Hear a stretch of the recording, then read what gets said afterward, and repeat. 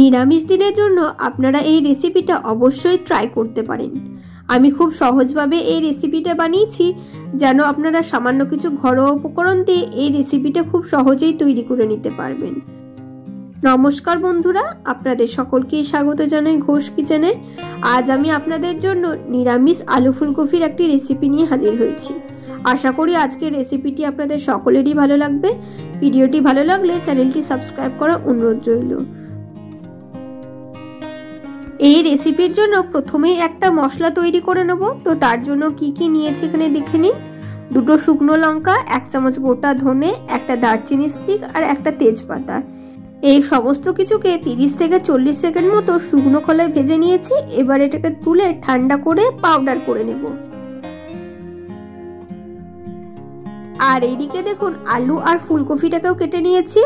আলুগুলোকে মাঝারি সাইজ করে কেটেছি আর ফুলকপিগুলোকে একটু বড় বড়ই রেখেছি।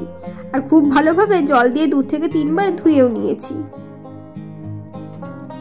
এই রেসিপিতে খুব বেশি মশলা লাগে না, সামান্য কিছু আমি উপকরণ নিয়েছি দেখে নিন মশলার জন্য। টমেটো, আদা, কাঁচা লঙ্কা আর 8 থেকে 10টা কাজুকে ভিজিয়ে রেখেছি। এই সমস্ত কিছুকে একটা পেস্ট করে নেব। আর এদিকে দেখুন, 3 চামচ মতো টক দইও নিয়ে নিয়েছি। এটাকে খুব ভালোভাবে ফেটিয়ে নিয়েছি। এবার আমি কড়াইয়ে দিয়ে দিচ্ছি সরষের তেল। আপনারা চাইলে সাদা তেল দিয়েও করতে পারেন, তবে সরষের তেলে রেসিপিটা খুবই ভালো হয়। তেল খুব ভালোভাবে গরম হয়ে গিয়েছে। এবার আমি এর মধ্যে একে একে ফুলকপিগুলোকে দিয়ে দিচ্ছি। এবার ফুলকপিগুলোকে মিডিয়াম ফ্লেমে 3 থেকে 4 মিনিট মতো ভেজে নেব। আর এই সময় আমি এর মধ্যে সামান্য পরিমাণে হলুদ গুঁড়ো দিয়ে দেবো। কোনো রকম লবণ দেব না, লবণ দিলে ফুলকপিগুলো তাড়াতাড়ি গলে যাবে। তাই আমি এই সময় সামান্য পরিমাণ হলুদ গুঁড়ো দিয়েই ফুলকপিগুলোকে ভালোভাবে ভেজে নেব। আর যতক্ষণ না পর্যন্ত ফুলকপির মধ্যে হালকা কালার চলে আসছে, ততক্ষণ পর্যন্ত এই সব কিছুকে নেড়ে চেড়ে ভেজে নিতে হবে। কয়েক মিনিট ফুলকপিগুলোকে ভাজার পরই দেখুন হালকা কালার চলে এসেছে।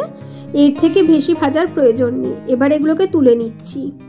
এবার ওই একই তেলে আলুগুলোকেও ভেজে নেব। যেহেতু ফুলকপিগুলো ভাজার সময় হলুদ দিয়েছিলাম, তাই তেলের মধ্যে হালকা হলুদ কালার আছে। তাই এর মধ্যে আর কোনো রকমের হলুদ বা লবণ কিছুই ব্যবহার করছি না, শুধুই তেলের মধ্যে আলুগুলোকে গোল্ডেন ব্রাউন করে ভেজে নিয়েছি। দেখুন, এর থেকে বেশি ভাজার প্রয়োজন নেই। এবার এগুলোকে তুলে নিচ্ছি।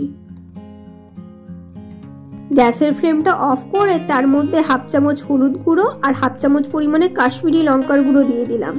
তারপর এই সমস্ত কিছুকে ভালোভাবে মিক্স করে নিচ্ছি। এবার আমি এর মধ্যে টমেটো, আদা, কাঁচা লঙ্কা আর কাজুর পেস্টটা দিয়ে দিলাম। এইভাবে যদি তেলের মধ্যে হলুদ আর কাশ্মীরি লঙ্কার গুঁড়ো দেওয়া হয়, তাহলে গ্রেভির কালারটা খুবই ভালো হয়। এবার মশলাটাকেও খুব ভালোভাবে কষিয়ে নিতে হবে। যতক্ষণ না পর্যন্ত এই মশলা থেকে আদা টমেটোর কাঁচা গন্ধটা যাচ্ছে, ততক্ষণ পর্যন্ত মিডিয়াম ফ্লেমে কষিয়ে নিয়েছি। দেখুন, আর মশলা থেকে খুব ভালোভাবে তেলও ছেড়ে দিয়েছে। যেহেতু মশলার মধ্যে কাজুও ছিল, তাই এটাকে কন্টিনিউয়াস নেড়ে চেড়ে আমি কষিয়ে নিয়েছি।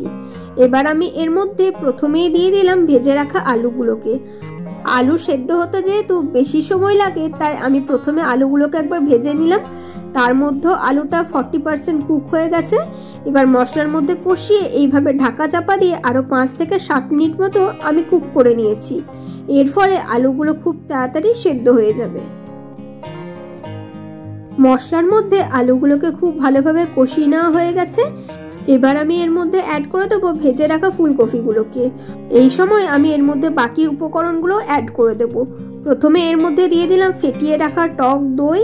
আর যেহেতু আগে আমি কোনো রকম লবণ ব্যবহার করিনি, তাই এই সময় আমি এর মধ্যে অ্যাড করে দেবো স্বাদ অনুসারে লবণ। আমি 1 চামচ পরিমাণে লবণ দিলাম। আর যেহেতু মশলার জন্য অনেকটা টমেটো পেস্ট করেছিলাম আর একটু দইও দিলাম, তাই স্বাদটাকে ব্যালেন্স করার জন্য 1/2 চামচ পরিমাণে চিনিও দিয়ে দিলাম। এবার সমস্ত কিছুকে খুব ভালোভাবে মিক্স করে নিচ্ছি। দই দেওয়ার সময় গ্যাসের ফ্লেমটা একদম লো রেখেছিলাম।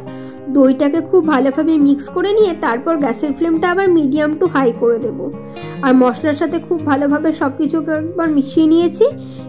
এবার ঢাকা চাপা দিয়ে সবকিছুকে আরো 7 থেকে 8 মিনিট মতো কুক করে নিয়েছি। আর দই আর লবণ দেওয়ার ফলে সবজি থেকে অনেকটাই জল ছেড়ে দিয়েছিল আর সবকিছু খুব ভালোভাবে সেদ্ধ হয়ে গেছে। এর মধ্যে এখনো পর্যন্ত আমি কোনো রকমের জল ব্যবহার করিনি, জল ছাড়াই এখন পর্যন্ত রেসিপিটা বানালাম।